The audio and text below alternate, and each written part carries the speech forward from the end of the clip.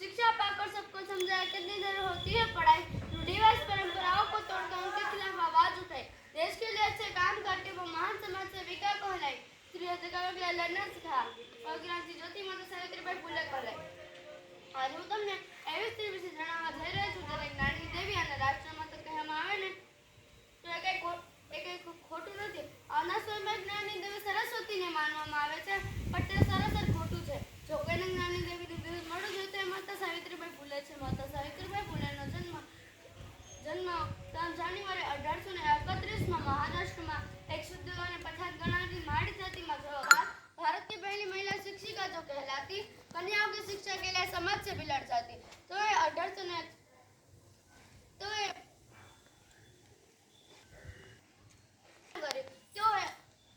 મતી અને લિંગના આધાર પર થતા લોકો સાથે અનુચિત વ્યવહાર અને ભેદભાવને સમાપ્ત કરવાનું કાર્ય કર્યું હતું. તે છતાં પણ તેમને સમાજમાંથી બહિષ્કાર કરી દેવામાં આવ્યા. પરંતુ નિડર સાવિત્રીબાઈ ફૂલે હાર માન્યા વિના દીકરીઓનો અભ્યાસ કરવા જતા હતા.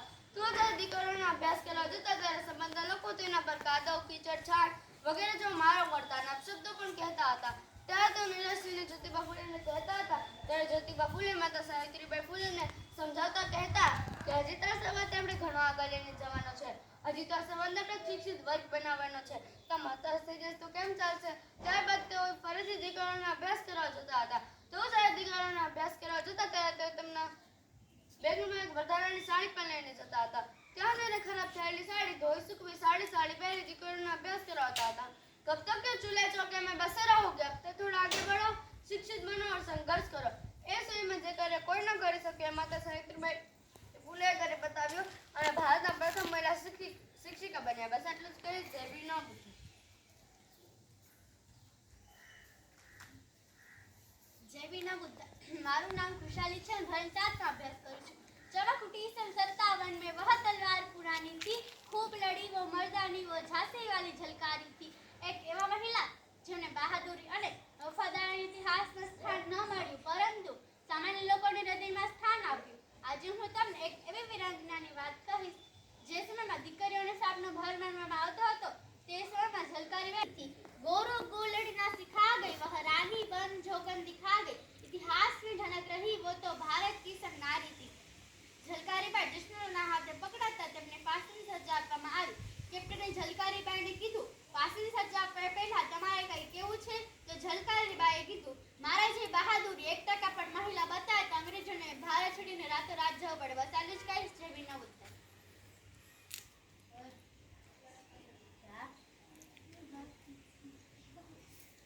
જય ભીમ ન ભૂલતા. આજે હું તમને કાલીબાઈ વિશે કહીશ. કાલીબાઈનો જન્મ જૂન 1935ના રોજ રાજસ્થાનના ડુંગરપુર જિલ્લાના રસ્તા પાલ ગામમાં થયો હતો. તેમની માતાનું નામ નવદેવી હતું અને પિતાનું નામ બિલબાશી શોમાભાઈ હતું. બલિદાનની આ ઘટના સમયે દેશ બ્રિટિશ શાસનકાળ હેઠળ હતો.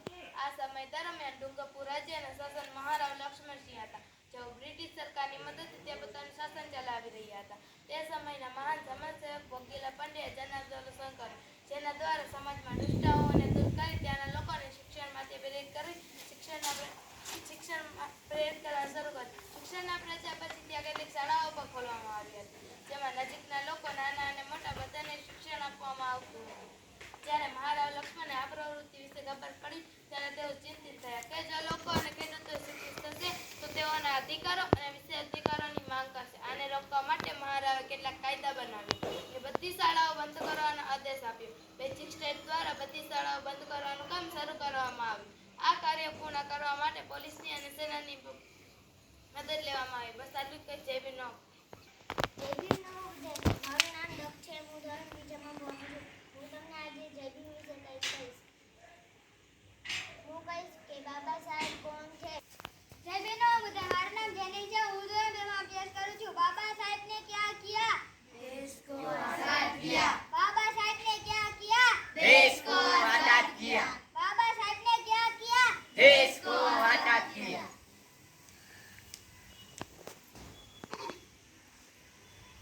જય ભીમ ન ભૂલતા.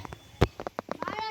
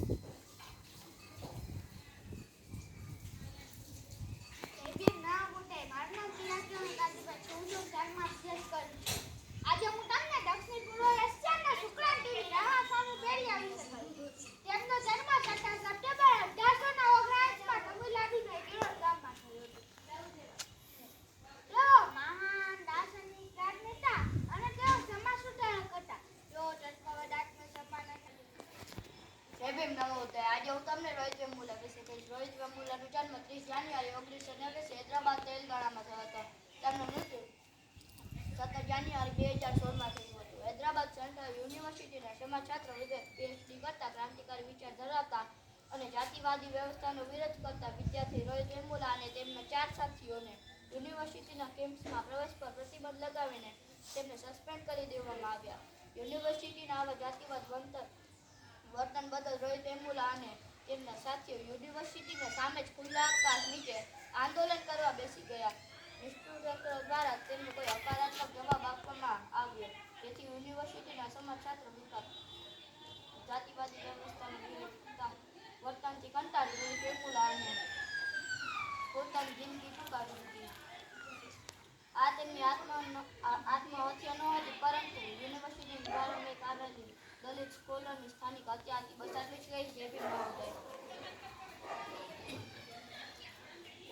બુધાય. આજે હું તમને કહેવા માંગુ વિશે જણાવી રહ્યો છું. જે બાપ સાહેબ જેવા સંગઠન અને બહુજન સમાજની પાર્ટીની સ્થાપના કરી તેવા માનનીય કાશીરામ સાહેબનો જન્મ 15 માર્ચ 1935ના રોજ પંજાબના રવરાપુર ગામમાં થયો હતો. તેમનું મૃત્યુ 9 ઓક્ટોબર 2006 નવી દિલ્હીમાં થયો હતો. તેઓ ભારતીય રાજનીતિક અને સમાજ સુધારક હતા. તેઓએ દલિતો, પછાતો અને લઘુમતીઓના રાજકીય એકીકરણ માટે આજીવન સંઘર્ષ કર્યો. તેઓએ ગીતાથી બંધાયેલ ઉત્તર પ્રદેશની ધ્વજા ઈફર કરી તેનો વારસો ચોંકી ગયા અને જોયું કે દલિત અને સામાન્ય માણસ પોતાના બળ ઉપર કેટલું કરી શકે છે. ડોક્ટર બાબા સાહેબ આંબેડકરના કામ માટે માનનીય કાશીરામ સાહેબ પોતાની DRDOની વૈજ્ઞાનિક તરીકેની નોકરીમાંથી રાજીનામું આપી બાપ સાહેબની સ્થાપના કરી. તેમાં ડીકે કાપડે સાહેબ, દીના પાડા સાહેબ અને માનનીય કાશીરામ સાહેબ આ મારું છેલ્લું અને આખરી વાક્ય, જેને જવાનીમાં ચમચાગીની લત લાગી જાય છે એની આખી ઉંમર દલાલીમાં નીકળી જાય છે. જય ભીમ. ના બોલ.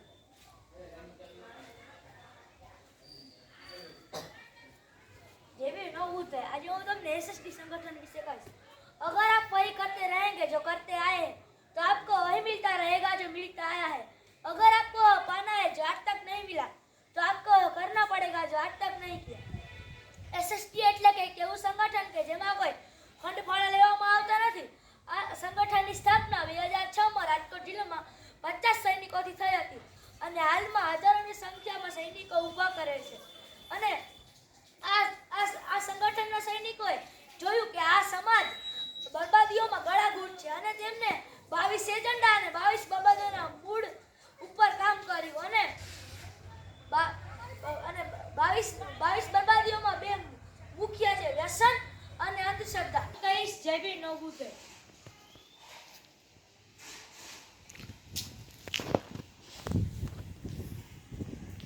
જય ભીમ નમઃ ભૂતે. આ વાત નાની છે પણ તે ધ્યાન તળાતી છે. આ વાત વિચારધારાની છે. આ વાત વિચારવા જેવી છે.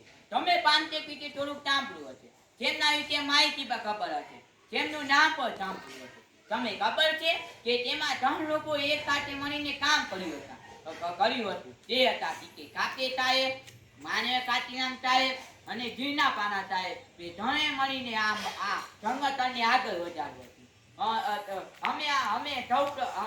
અમે આ મહાનાયકોને કોને પાર પાડ્યું તેનું આપણે ખ્યાલ પણ મહાન વ્યક્તિ હતા. જય ભીમ નમઃ ભૂતે.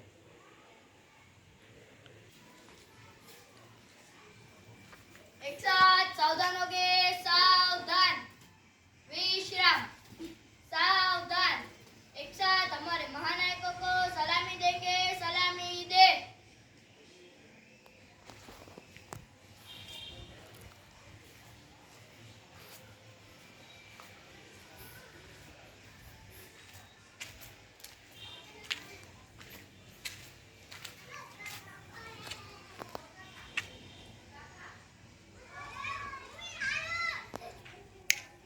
डाउन, विश्राम. जय